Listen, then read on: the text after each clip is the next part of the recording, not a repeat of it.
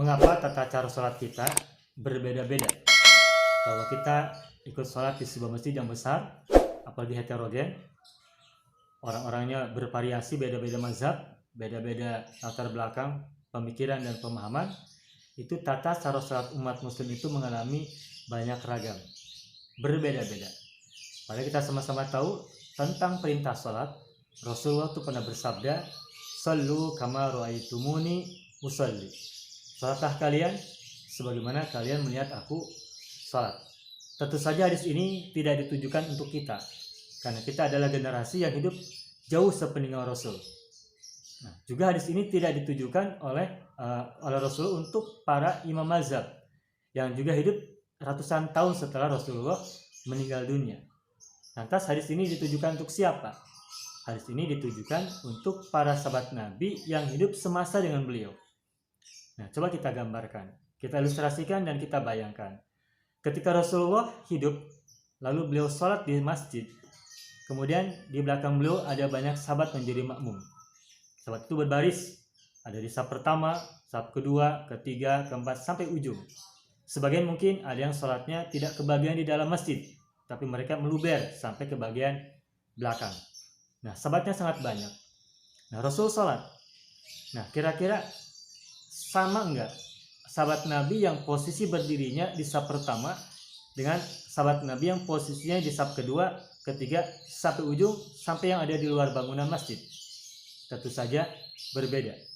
Bahkan orang-orang yang ada di saf pertama sekalipun, orang yang persis berdirinya, posisi duduknya ada di posisi belakang Rasul langsung, itu jelas tidak akan sama cara pandangnya, penglihatannya kepada Rasulullah dibandingkan orang-orang yang ada di pojok kanan dan pojok kiri.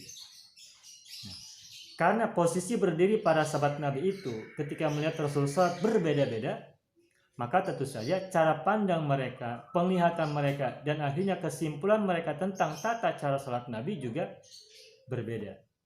Nah, orang-orang yang ada di pojok kanan dan juga pojok kiri, mereka tidak langsung melihat Nabi langsung ketika sholat, tapi mereka mengandalkan sahabat-sahabat Nabi yang lain yang posisinya ada di sebelahnya, sampai ke orang yang paling dekat dengan posisi Nabi dan melihat langsung bagaimana gerakan Nabi dari awal, pertengahan, dan juga sampai akhir sholat. Termasuk juga apa yang mereka dengar juga akan berbeda-beda.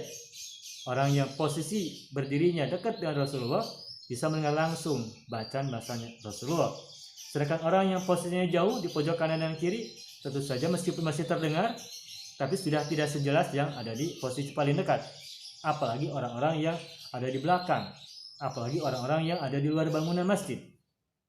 Nah, lalu orang-orang yang ada di posisi jauh, apalagi di posisi di luar bangunan, dari mana mereka bisa melaksanakan sholat sebagaimana Rasul sholat? Tentu saja mereka melihat dari orang-orang yang ada di depan mereka. Orang di saf 10 melihat dia yang ada di saf 9, yang di 9 melihat apa yang sahabat Nabi yang ada di saf 8, begitu seterusnya sampai orang-orang yang ada di saf pertama. Sehingga posisi berdiri, posisi sahabat Nabi ketika mereka sholat berjamaah itu menentukan juga penglihatan mereka dan juga akhirnya kesimpulan mereka dalam melihat tata cara sholat Nabi. Yang kedua, intensitas sahabat Nabi dalam mengikuti sholat jamaah bersama Nabi juga berbeda-beda. Mungkin hari ini sahabat A itu ikut Nabi sholat intensif. Dari sholat 5 waktu yang maghrib, isya, subuh, zuhur, asar, mereka ikut. Sahabat Nabi ini ikut intens. Tapi boleh jadi karena kesibukan, besok dia tidak ikut bersama Nabi, ikut sholat berjamaah. Nah, tapi pada siang lain ada orang yang setiap saat bersama Nabi terus. Di setiap harinya ketika Nabi sholat, sahabat ini ikut terus bersama Nabi. Bahkan di semua jenis sholat, mereka melihat dan ikut Nabi sholat. Nah, tentu saja orang yang intensitas sholat bersama Nabinya sering, itu akan berbeda dengan orang yang intensitas bersama Nabi, sholat berjamaahnya jarang. Jadi intensitas kebersamaan mereka bersama Nabi jelas juga akan menentukan, dan itu akan melahirkan perbedaan. Yang ketiga, kapasitas intelektualitas sahabat juga berbeda-beda. sebagai sebuah generasi yang terdiri dari banyak individu, dan tentu saja setiap generasi ada keragaman, termasuk dalam tingkat intelektualitas. Orang yang memiliki intelektualitas yang tinggi, itu cara menyimpulkannya juga berbeda dengan orang-orang yang memiliki intelektualitas di bawahnya dan di bawahannya. Nah, sehingga maka intelektualitas, kapasitas intelektual sahabat Nabi yang berbeda-beda itu juga akan melahirkan cara pandang yang berbeda, kesimpulan yang berbeda-beda. Nah, perbedaan-perbedaan tadi yang dimiliki oleh para sahabat itu tentu saja kelak mereka akan menjadi tata cara mereka yang mereka pegang ketika mereka sholat. Lalu ketika mereka mengajarkan pada orang lain yang mereka temui atau bertanya kepada mereka, kepada murid-murid mereka, pada generasi tabi'in, lalu tabi'in menyampaikan pada generasi berikutnya dan seterusnya, itu tentu saja akan mengalami perbedaan.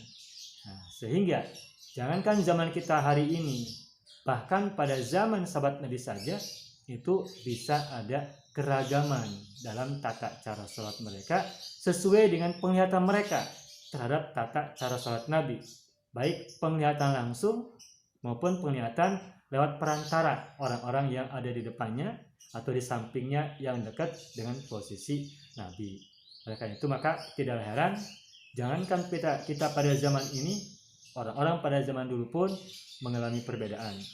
Maka ketika ada buku atau penjelasan yang mengatakan bahwa tata cara sholat Nabi atau sifat sholat Nabi, itu sesungguhnya adalah tata cara sholat Nabi menurut riwayat yang mereka punya. Sehingga kalau ada orang lain yang tata cara sholatnya berbeda dengan orang yang tadi, itu bukan berarti lantas orang yang berbeda tadi tidak sesuai dengan tata cara sholat Nabi.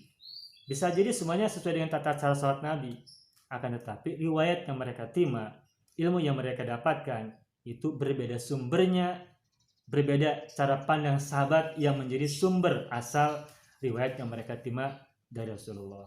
Maka keragaman tadi, keragaman di kalangan para sahabat juga meniscayakan keragaman pemahaman di kalangan generasi-generasi berikutnya sampai sekarang.